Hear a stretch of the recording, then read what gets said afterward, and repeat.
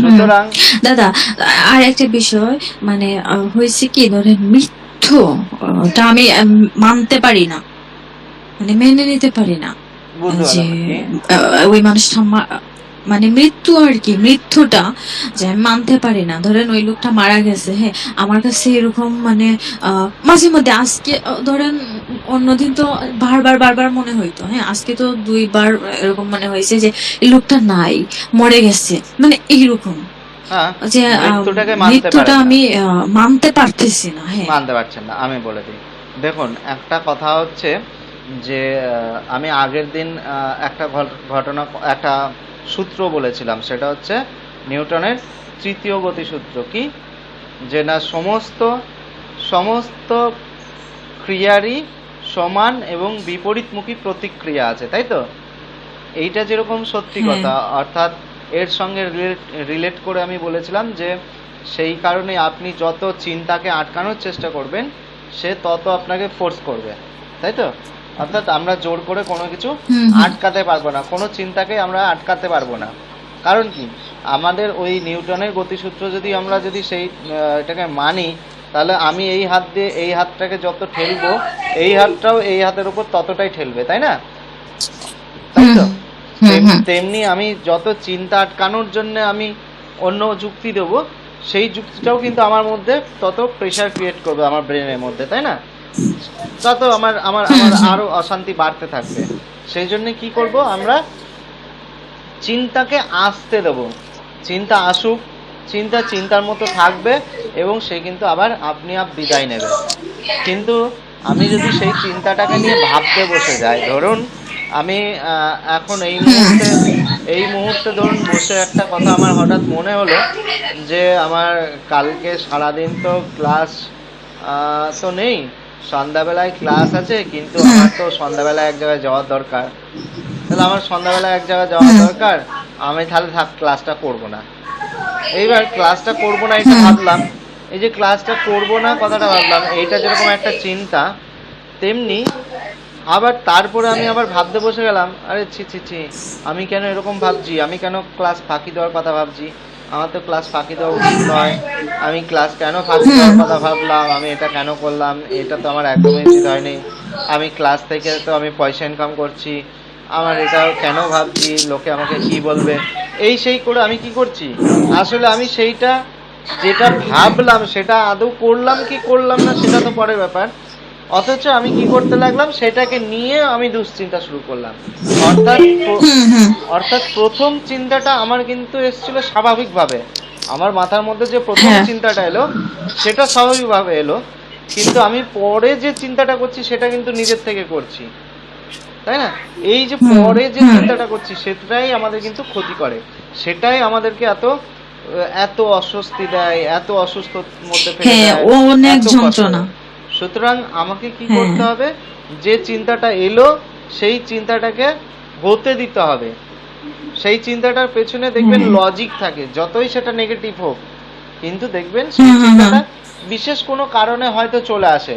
এবার আপনাদের ক্ষেত্রে যে চিন্তাগুলো আসে, হয়তো একটা নেগেটিভ চিন্তা আসছে, এইটার পেছনে লজিক হুম হুম কোথায়, হুম এইটার পেছনে লজিক এইটাই যে আপনারা আসলে নেগেটিভ ভেবে ভেবে আমাদের ব্রেনের মধ্যে এই প্যাটার্নটাকে তৈরি করে ফেলেছেন। এইবার যখন নেগেটিভ, আপনি আজ থেকে যখন পজিটিভ ভাবতে থাকবেন, তখন কিন্তু আপনার ওই নেগেটিভ ভাবনাটা কিন্তু আস্তে আস্তে আবার বন্ধ হয়ে যাবে, নিজের মধ্যে কিন্তু হুম আস্তে আস্তে নেগেটিভের যে প্যাটার্নটা সেটা কিন্তু আস্তে আস্তে সরে যাবে, পজিটিভের প্যাটার্ন একটা তৈরি হতে থাকবে। সাইকোলজি বলছে, হুম সাইকোলজি বলছে যে কোনো মানুষ যদি কোনো কাজ 28 দিন মানে 4 সপ্তাহ যদি হুম এক নাগাড়ে যদি 4 সপ্তাহ ধরে কোনো কাজ যদি সে করে, তাহলে সেটা তার হ্যাবিটে পরিণত হয়। বুঝতে পারলাম কি বললাম? হুম হুম হুম হুম কোনো হুম মানুষ যদি 4 সপ্তাহ ধরে ও একইভাবে কাজটা করতে থাকে, তাহলে সেটা কিন্তু তার হ্যাবিটে পরিণত হয় বা তার অভ্যাসে পরিণত হয়।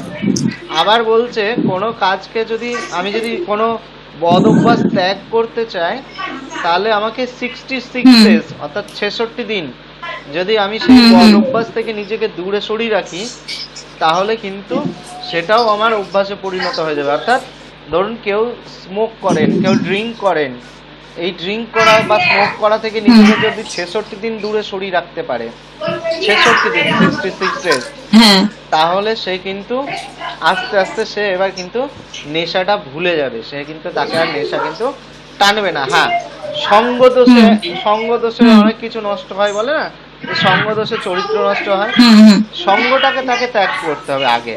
কেউ যদি মনে করে আমি নেশা কন্ট্রোল করব নিজের, তাহলে তাকে কিন্তু হুম সঙ্গটাকে বদলাতে হবে। অর্থাৎ যারা নেশাদের মানে নেশাগ্রস্ত মানুষের সঙ্গে মিশছে, অথচ সে ভাবছে যে আমি 66 দিন নিজেকে সরিয়ে রাখবো, দিয়ে আর আমি হয়তো ড্রিঙ্ক করা ছেড়ে দিতে পারবো, পারবে না। কারণ ওই সঙ্গ যদি থাকে, সে তো তাকে ফোর্স করবে, খা খা খা।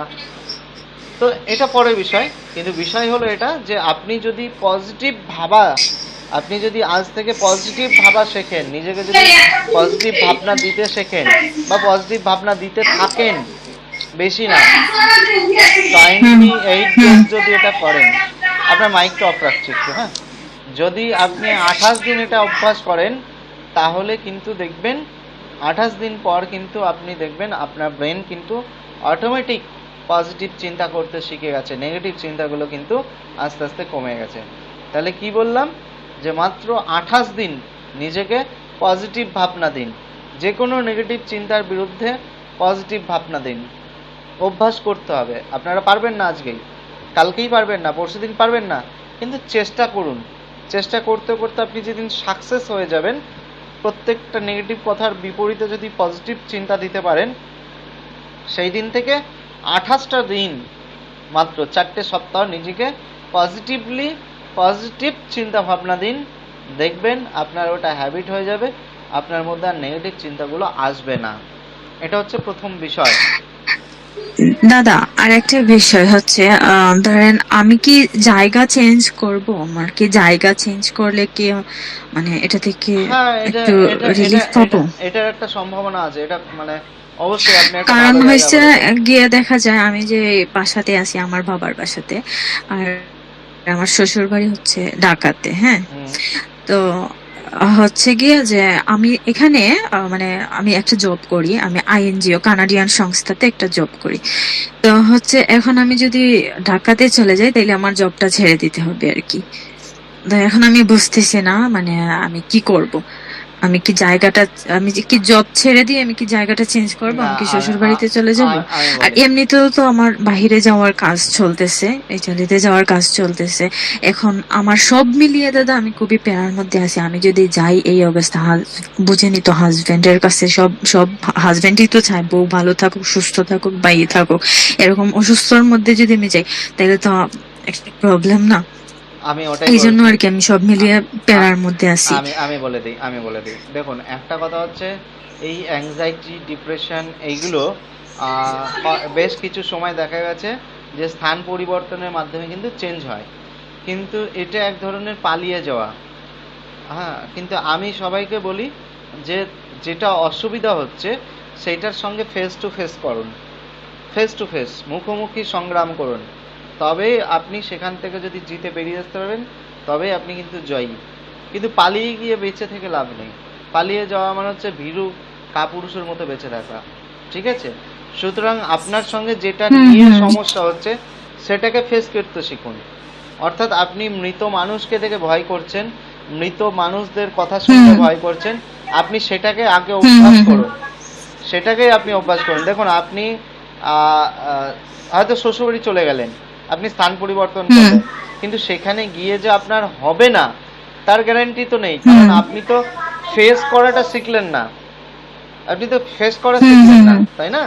অর্থাৎ ধরুন আপনি হুম যেমন ওই যে টুকলি করে পাস করাটা যেটা হয়, টুকলি করে পাস করাটার মানে কি হয়, যে ওই নকল করে যেটা পাস করা যেটা বলা হয়, যে আপনি নকল করে হয়তো ভালো পাস করে গেলেন, কিন্তু সেই বিষয়টা তো আপনি শিখতে পারলেন না, তাহলে সেই জায়গাটা তো আপনি দুর্বল থেকে গেলেন। এটাও এক ধরনের তাই। আপনি ওই সিচুয়েশন থেকে পালিয়ে যাচ্ছেন মানে কি, আপনি ওই সিচুয়েশনটার সঙ্গে খাপ খাওয়াতে পারছেন না।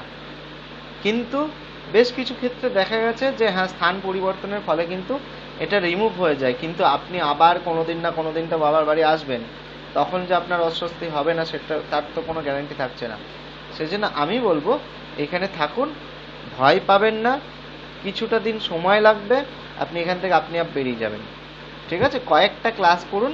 আপনি 2টো ক্লাস হুম, করেছেন মাত্র, ভালোভাবে 2টো ক্লাস করেছেন, হুম তা 2টো হুম হুম ক্লাসের হুম মধ্যে নিশ্চয়ই আপনি অনেকটা পরিবর্তন পেয়েছেন।